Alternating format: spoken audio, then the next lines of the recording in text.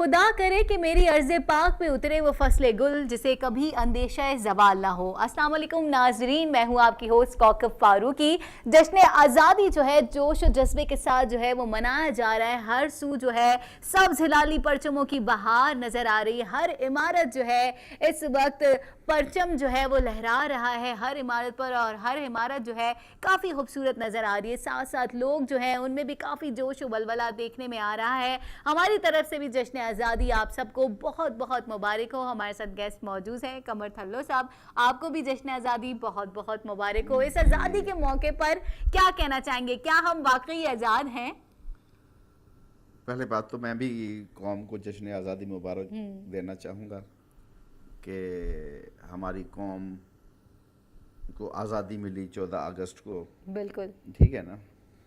और दूसरी चीज़ ये है कि आज़ादी जो हमें मिली थी और जिस मकसद के लिए हमारे बड़ों ने या हमारे जो उस वक्त के अहम तरीन लीडरान थे जिन्होंने आज़ादी ली, जो मकसद उनके जहनों में था कि किस मकसद के लिए हम अपना मुल्क बना रहे हैं पाकिस्तान, उसके नज़रियात क्या होंगे, उसकी बातें क्या होंगी। और उसमें ज़्यादातर यही था कि जी हमारी इस्लामी मुमलकत है और ज़्यादातर हम अपने इस्लाम को आगे बढ़ाएंगे और जो है एक अच्छी मुमलकत इस वजूद में आई है और अच्छी मुमलकत साबित होगी। ठीक है, लेकिन कायदे आजम की अनथक मेहनत और जद्दोजहद से जो है ये पाकिस्तान जो है वजूद में आया और उसकी जो थिंकिंग थी वो हम सब जानते हैं कि इस मुल्क के लिए क्या थी, समझा। लेकिन पता नहीं क्यों उनके लियाकत अली ख़ान के और कायदे आज़म के या जो हमारे पहले सरकर्दा बड़े लीडरान थे, शौकत अली, मोहम्मद अली, सर सैयद अहमद ख़ान, अल्लामा इकबाल, या बहुत बहुत ऐसे नाम हैं। वो तो पाकिस्तान बनने से पहले उनकी ख्वाहिश पूरी नहीं हुई कि वो आंखों से देखते पाकिस्तान बनते हुए लेकिन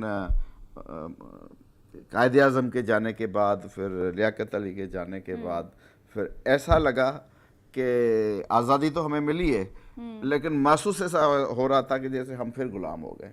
सही, हम गुलामी में हमें धकेला गया है। पहले हम अंग्रेज़ों के गुलाम थे। अच्छा कमर साहब, ये बताइएगा पहले के पाकिस्तान में और अब के पाकिस्तान में क्या डिफरेंस है? जहाँ तक मेरी यादाश्त है, उससे पहले तो पता नहीं क्या था, लेकिन जहाँ तक मेरी यादाश्त लेकिन है, हमने सुना है, देखा है, हाँ, पढ़ा है, तो जो है वो बहुत बेहतर पाकिस्तान था, बड़ा साफ सुथरा पाकिस्तान था। करप्शन का नाम था लेकिन कोई करप्शन थी नहीं। और जो है एक अच्छे लोग थे। लेकिन फिर आहिस्ता आहिस्ता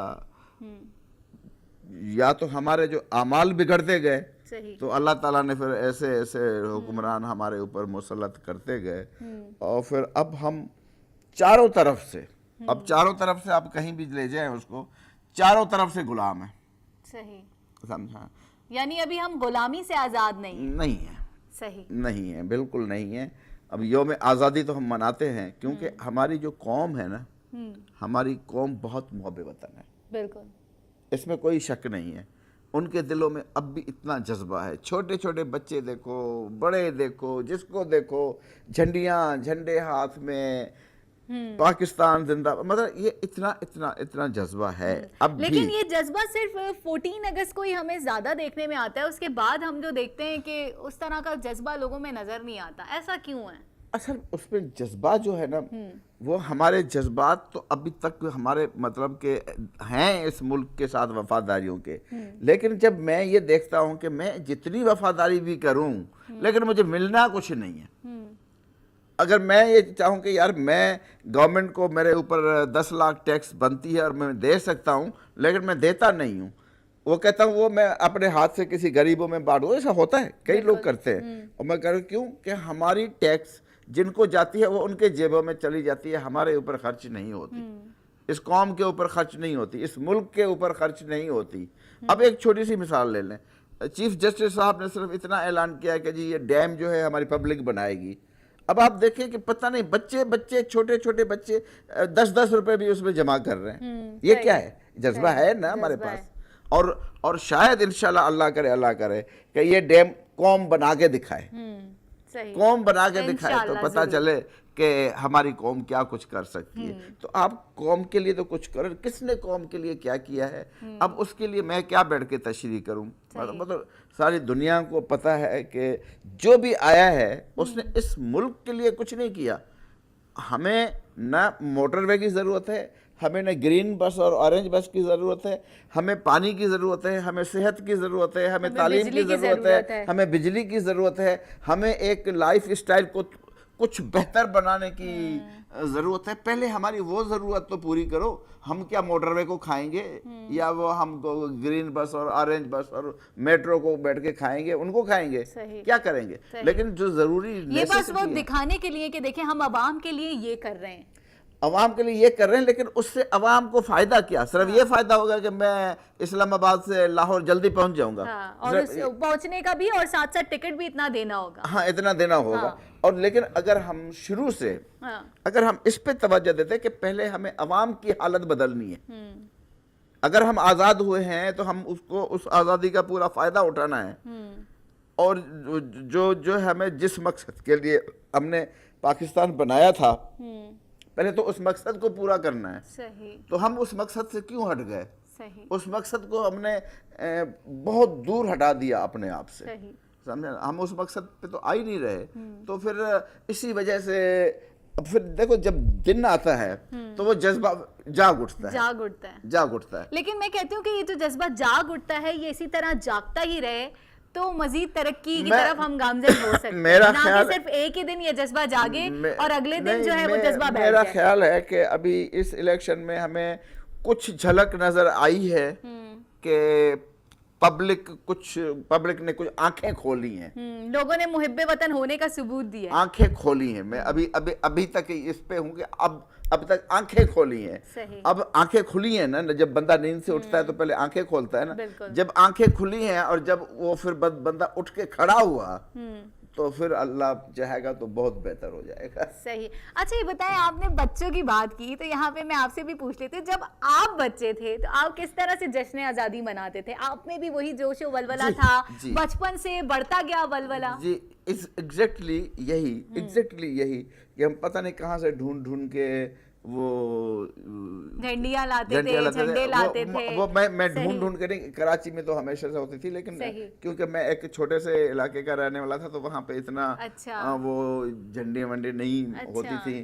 तो हमें थोड़ा सा दूर एक शहर में जाना पड़ता था, वहाँ से बड़े शौक से वो कैसा लगता था जब आप झंडियाँ खरीद रहे होते थे? मतलब किस तरह का आपके अंदर? हमें लगता था हमारा पाकिस्तान। सही। हमारा पाकिस्तान जो कुछ है दुनिया में, हमारा पाकिस्तान। सही। समझा? ये एक जज्बा था और अब भी है, सब में है।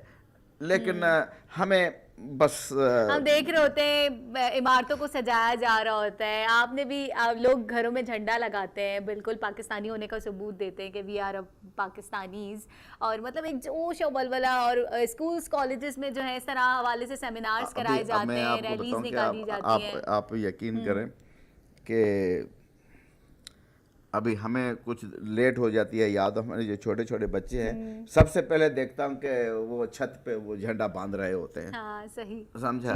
वो तो जो है बच्चे तो 1 अगस्त से, अगस्त स्टार्ट होते ही तैयारियां शुरू हो जाती हैं। और ये बच्चे इस कौम का मुस्तकबिल है, ठीक है ना। अगर इन मुस्तकबिल के लोगों बच्चों में आज से ये जज्बा है और हमेशा ये रहे तो फिर पाकिस्तान तो इन्हीं को चलाना है, पाकिस्तान तो इन्हीं को बनाना है। तो इंशाअल्लाह वो वक्त आएगा तो फिर पाकिस्तान को यही आके बनाएंगे। बाकी जो अभी बनाने चले हैं उन्होंने जो बना दिया है पाकिस्तान को, बस वो अल्लाह उससे बचाए। अच्छा कंवर साहब, आपसे यहाँ पूछूंगी कि पहले की जश्न आज़ादी, आपने भी इतनी सारी जश्न आज़ादी देखी होंगी, आप भी देखते आ रहे हैं, अल्लाह ताला आपको और जश्न आज़ादी जो है वो देखना नसीब करे। तो मतलब पहले की जश्न आज़ादी में मतलब हर साल मतलब किस तरह ज़्यादा आपके लिए कौन सा कि ये साल जो था बड़ा ज़बरदस्त रहा जश्न आज़ादी का, या इस साल बहुत ज़बरदस्त तरीके से मनाया गया क्योंकि कुछ वजूहात की बिना पर जो है आज़ादी का जो दिन है काफ़ी लोग ना डरते थे बाहर निकलते हुए, और इस तरह से ना तो कम हो गया था वो जोशो बलबला। वो एक दौर बीच में एक दौर आया था, वो एक लहर ऐसी एक लहर थी जो सबको पता था कि जो है हमारा गली में निकलना और नारा मारना भी हमारे लिए मुश्किल हो गया है। ठीक है, तो वो एक ऐसी लहर तो थी, लेकिन जज्बात तो हमारे अंदर में थे, लेकिन हम उसको खुलेआम शायद बाहर नहीं उसको इतना इजहार नहीं कर पा रहे थे। लेकिन जज्बात कभी कम नहीं हुए, और जज्बात आपको दिन ब दिन अभी लोगों में ये उम्मीदें और वाबस्ता हो गई हैं, मज़ीद वाबस्ता हो गई हैं कि अब तब्दीली आएगी, और इसमें हमारे लिए शायद कोई खुशहाली की खबर आए, शायद कोई अच्छी खबर आए। और क्योंकि तब्दीली आ नहीं रही, तब्दीली आ गई है, और मजीद जो है वो तब्दीलियां ही आएंगी। हाँ, ऐसा है। लेकिन अब मैं बोले, आप खुल के बोले, आप हमेशा खुल के बोलते हैं। मुझे 2-3 बातों पे बड़ा सख्त रंज भी पहुंचा, अच्छा। दुख भी हुआ। सही। कि कुछ हमारे लीडरान जो अपनी सीट हार गए, तो वो कहते हैं कि जी हम आज़ादी नहीं मनाएंगे। बिल्कुल। अगर आज़ादी आप नहीं ऐसे मनाएंगे बयान तो फिर सामने खुदा आए के लिए इस आज़ाद मुल्क को भी छोड़ दो, सही। फिर अपनी आज़ादी जाके कहीं और मनाओ जहां आपको, अब जब तक आप सीटों पे थे, जब तक आपको फैसिलिटीज थी, इक़्तिदार में थे, जब तो तक आप आज़ादी इक़्तिदार मनाते थे। तो कहते थे सही। जी आज़ाद वतन है हमारा, आज़ाद हैं हम, यहाँ पे ये है। और जब अगर हार गए तो ये मुल्क आपका नहीं है। मुल्क तो आपका है, अगर आपको सीट नहीं है तो मुल्क तो आपका है, रहते तो इस मुल्क में है। अभी तक जो तुमने खाया है बैठ के, जो इतनी इतनी मराहत ली हैं, इतना सब कुछ किया है, जो आपकी अब 20 नस्लें भी खाएं तो वो ख़त्म नहीं करेंगी, तो उसको भूल गए। एक सीट हार गए तो आप अपने मुल्क को भूल गए कि जी हम यौम आज़ादी नहीं बनाएंगे। मैं वो कोड करूँगा, एक लफ्ज़ नाम लेके कोड करूँगा कि महमूद अचकज़ई कोटा वाले सही। कौमी असेंबली में खड़े होके कह रहे हैं कि मैं कभी भी जिंदगी में पाकिस्तान जिंदाबाद नहीं कहूँगा। अच्छा। नहीं कहूँगा, और जो है मेरा कोई और पख्तून भाई अगर पाकिस्तान जिंदाबाद कहेगा तो मैं उसको बेगैरत समझूंगा। और जो है, तो मुझे बताओ कि ये लोग किस मुंह से पाकिस्तान में रह रहे हैं, क्यों फिर पाकिस्तान में रह रहे हैं? वो इनका हक ही नहीं है कि ये पाकिस्तान में रहें। सही। समझा ना? जिनको पाकिस्तान के लिए ये मोहब्बत है, और बस इनको सिर्फ पैसा और इक़्तिदार मिले, तो फिर अब इसी अचकज़ई जो पाकिस्तान के खिलाफ बोल रहा था, अब जब कोटिया की गवर्नमेंट बनी हुई थी तो पता नहीं कितने इसके रिश्तेदार गवर्नमेंट में कंवर लगे हुए साहब थे। आप बहुत जज्बाती हो गए अचकज़ई साहब को लेकर, मगर यहाँ वक्त हुआ एक शॉर्ट ब्रेक का।